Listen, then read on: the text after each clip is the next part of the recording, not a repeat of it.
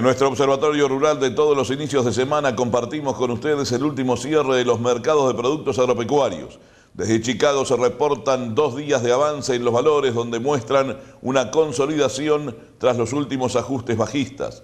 En esto inciden las previsiones de lluvias y de algunas heladas en varias regiones productoras de Estados Unidos, lo que limita la oferta interna del producto. El informe de exportaciones no fue alcista, ya que estuvo algo por debajo de lo esperado, aunque el avance de ventas ya alcanza más del 60% de la proyección de el USDA. El contrato de noviembre ganó $2.85 por tonelada o 0.84% hasta $340 la tonelada.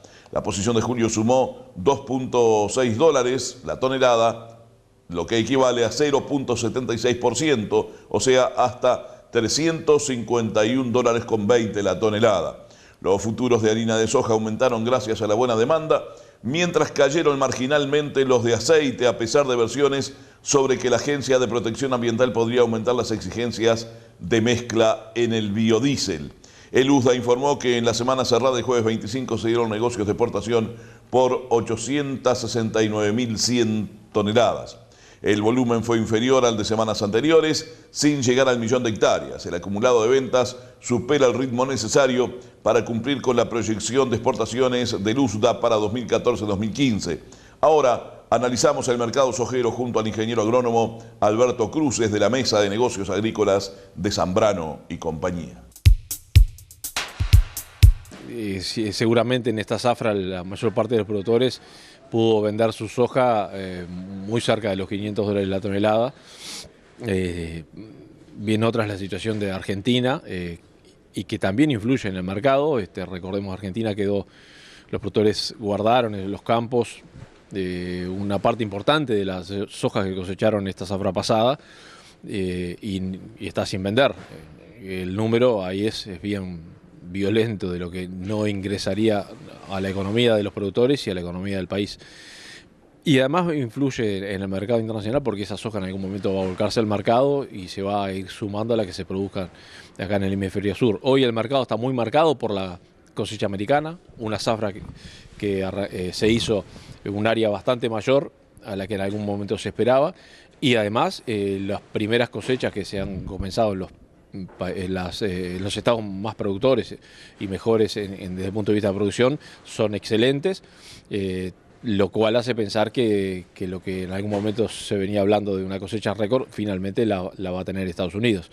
Y eso está sin duda pegando en el mercado internacional y venimos con valores que tenemos que irnos casi a 5 años para atrás para encontrar valores tan bajos como los que estamos viendo hoy, que a la referencia, digamos, de los productores uruguayos, estamos hablando de que Palmira, el mayo 2015, o sea, la que vamos a plantar ahora, los valores de referencia están entre los 330, los 340, en ese orden de valor, que es bien distinto a los valores que tuvimos en esta zafra, como decíamos al inicio, y con costos que siguen siendo similares e incluso algunas cosas por encima de las que tuvimos el año pasado, o sea que nos enfrentamos a una zafra bien complicada. Estamos hablando de casi $100 por debajo de la zafra anterior.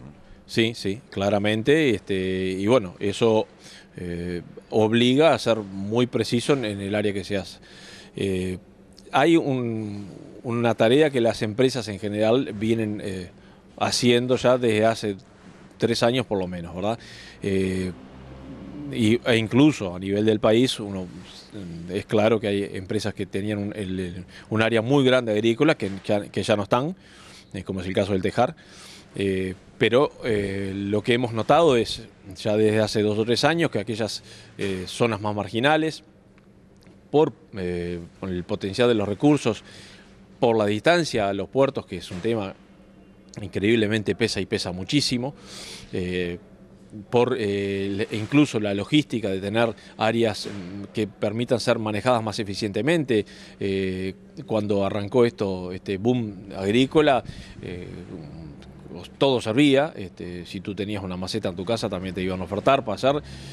y los que hace algún tiempo que están trabajando en esto veían con bastante sorpresa algunas cosas que se hicieron. Algunas rentas incluso que se llegaron a pagarse por suelos que realmente no tenían potencial agrícola. E incluso áreas relativamente chicas, 50 hectáreas, 40 hectáreas, hacer 15, 20, 30 kilómetros con todo el mundo de herramientas para hacer otras 25, 30, 40 hectáreas más, eso ya en este último periodo ya no se ve. En general las empresas han apostado a conseguir áreas más grandes, más concentradas, más cerca de los puertos, donde hay que entregar los granos, que permitan ser manejadas más eficientemente, ¿verdad?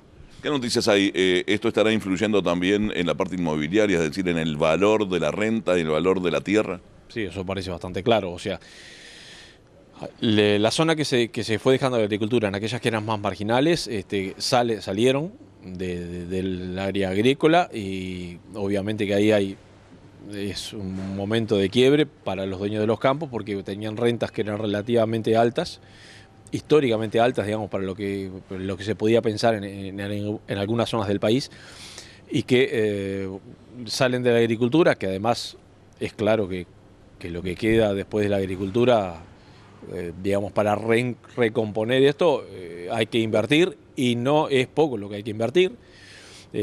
Muchos salen buscando alguna renta que se parezca, pero que obviamente la ganadería no puede pagar ni cerca las rentas que se estaban manejando por el sector agrícola.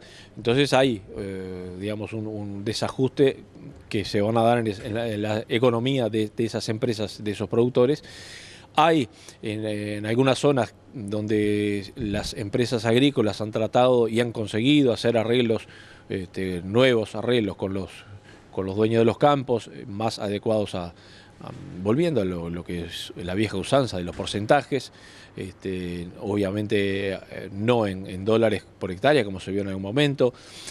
Los que tienen hechos en kilos de soja, también buscando ajustar los kilos de soja a la realidad de lo que se ha cosechado en los históricos de cada chacra. En fin, hay un reacomodo que parece lógico, porque obviamente que los números para aquellos que tienen que pagar una renta de tierra, y si esa renta es alta, los números son realmente complicados, ¿verdad?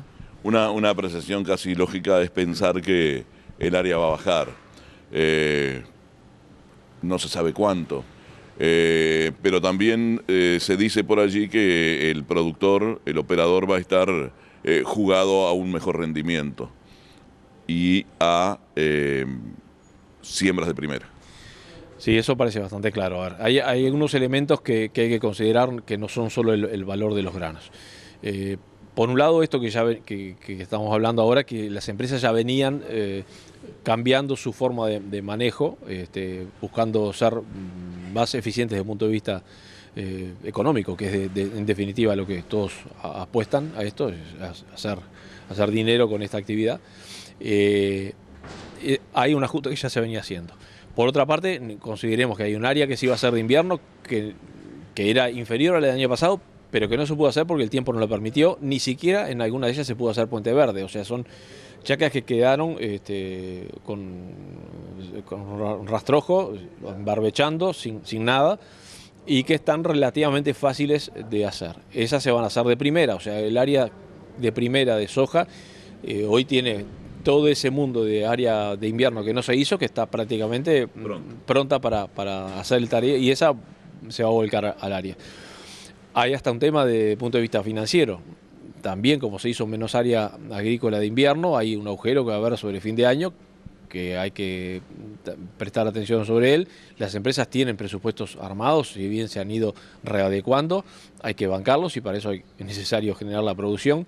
Entonces, lo que uno viene viendo por cómo se van moviendo las empresas es que el área de soja, con este condimento que estamos comentando, con las decisiones que las empresas van tomando, no sé si va a bajar tanto, o capaz que se mantiene en un área similar a la que tuvimos el año pasado.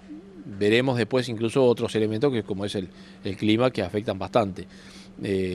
Hay un área de verano de maíz que es así, ha bajado, incluso mirando las importaciones de semilla, como todo esto viene de afuera, es notorio que ha entrado menos semilla de maíz. Queda un área de segunda de maíz que en estos últimos años se ha incrementado, no solo acá, también en Argentina, y que ha dado resultados realmente interesantes. Y después algún agregado que va a haber de área de sorgo que, en la medida que, bueno, está lo de Alur, que aquellos que están cerca de la zona de influencia de Alur tienen una ventaja importante y han conseguido hacer contratos con valores más que interesantes para un cultivo que normalmente ha funcionado muy bien en el Uruguay. El tema de la ganadería, que está cambiando su perfil y esperemos que este año no tengamos ninguna jugarreta como las que tuvimos el año pasado, que haga que los productores no inviertan. Sin duda eso puede llegar también a influir. Y bueno, en definitiva pensamos que con todos estos elementos, si no pasan cosas raras desde el punto de vista del clima, hay una parte del área que ya los productores la dejaron y que lo que se va a hacer va a permitir mantener un área similar a la del año pasado, más allá de los valores que estamos viendo, que claramente los productores lo que van a apostar es a conseguir mejor productividad.